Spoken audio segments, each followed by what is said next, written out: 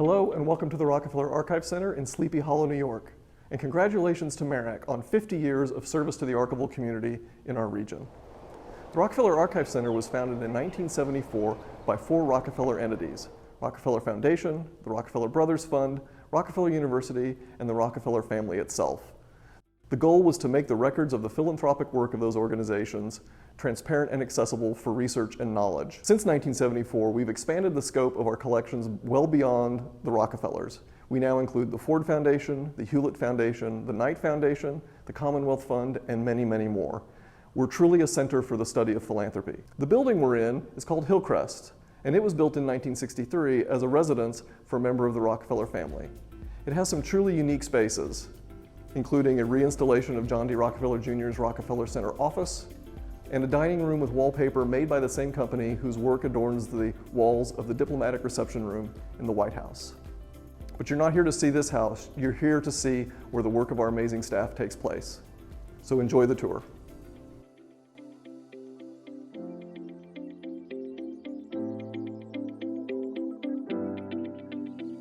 Welcome to Vault 107, one of the 12 vaults we have here at the REC, and the only vault with a large enough surface area, as you can see, where we can do large accessioning and rehousing projects. Accessioning is a major foundation block in a record's life cycle. One of my core responsibilities is to project manage our accessioning activities here at the REC, ranging from physical records to digital records. How we accession impacts processing, which eventually will impact our researchers in our reading rooms.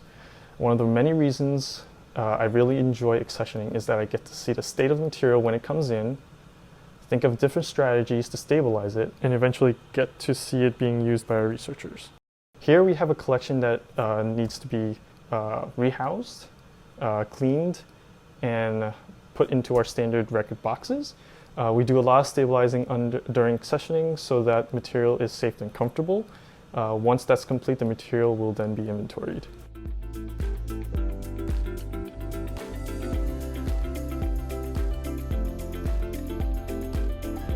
Hi, I'm an archivist on the collections management team here at the RAC. Much of my work is focused on preservation of materials in the collections. This involves a lot of rehousing items to archival enclosures, which I'm working on here for some materials from the records of the Markle Foundation. These enclosures, along with housing in the stable environment of the vault, will help to extend the lifespan of the photos. They will also reduce the risk of damage during handling, making the items more accessible to researchers. When thinking about preservation at the RAC, we try to keep both of these goals in mind. We look for solutions that will prioritize both longevity and accessibility of the collections. We do our best to make sure that the items are accessible now and as far into the future as possible. All of our magnetic material, meaning our video and audio tapes, require the creation of a digital surrogate before researchers and staff can access them. We work with third-party vendors to do a bulk of this transfer work, where they create our preservation master, mezzanine, and access file. However, we are able to preserve audio reels and audio cassettes here in-house if they are in good physical condition. Our audio transfer station uses waveform software and is a real asset to researchers who need immediate access to undigitized audio material. All of our nearly 4,000 film elements are inspected, repaired, and rehoused here on our film preservation station. If a film is in good condition, and if it doesn't have a digital copy, we will bring researchers down here to the preservation lab where they can view their film on our Steenbeck machine. That is a wonderful opportunity for the archivist to interact with the researcher, and the researcher very often may give some sort of insight into our film material that we didn't know.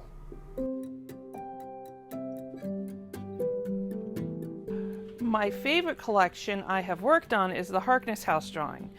This collection has over 700 drawings that were created in 1907 through the house renovations in 1980s, all on several types of paper: Diazo blueprint, tracing paper, etc. The house was built for the Harkness family, who created the Commonwealth Fund, and RIC is the repository for the Commonwealth Fund papers. Little things I like about the collection is the minute details within the drawings. the parquet floors, the cherubs in the ceiling, and even a butler with tails drawn to scale. One side note is that the collection was so large, we had to add more flat storage into one of our vaults. Here are our main digitalization stations. With our virtual scanners, we digitize photographs, bound text, and manuscript material.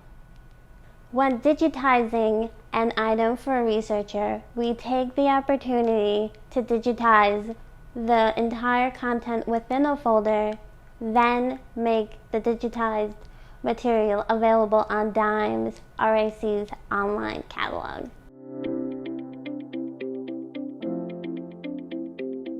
Welcome to the Rockefeller Archive Center reading rooms. Yes, I said reading rooms plural. We have one on either side of Edith here.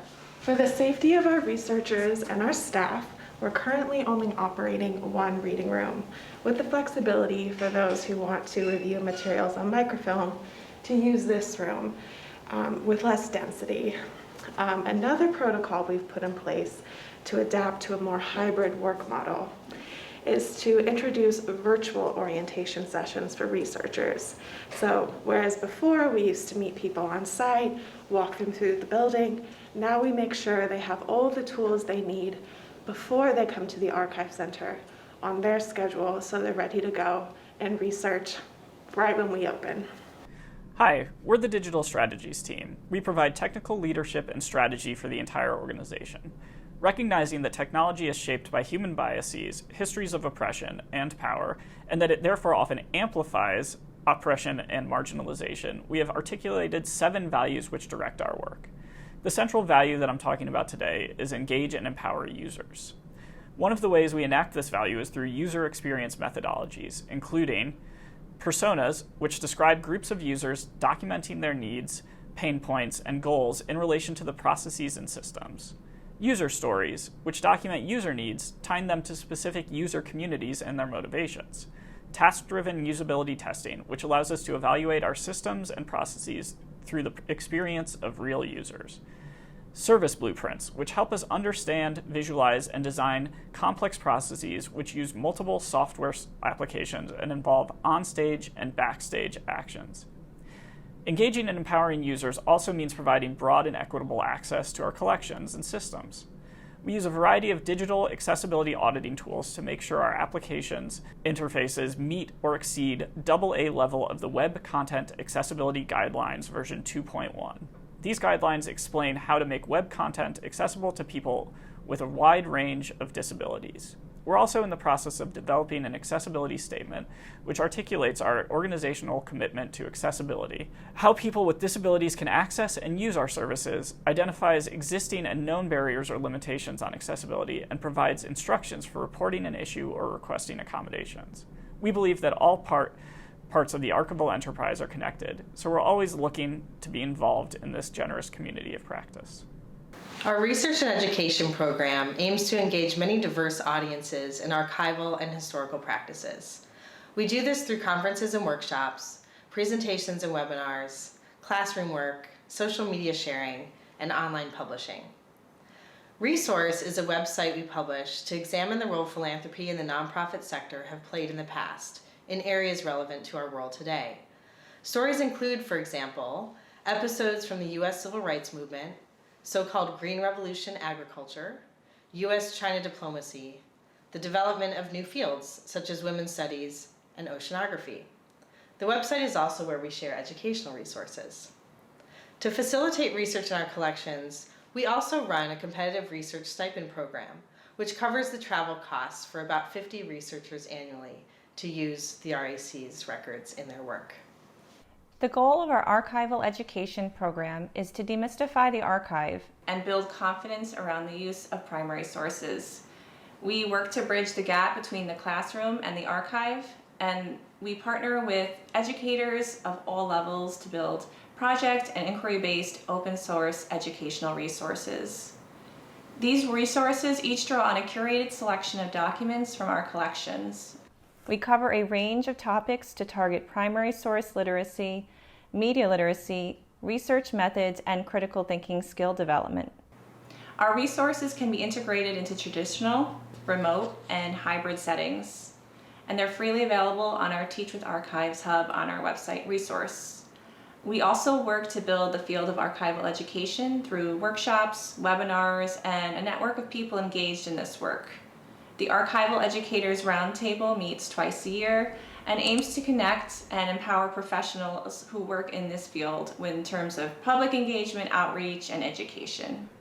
On behalf of the Rockefeller Archive Center, I would like to wish MARAC a happy anniversary for 50 successful years of bringing this archival community together. And I would like to extend an open invitation to MARAC members to visit us whenever you happen to be near Sleepy Hollow. Thanks very much for watching.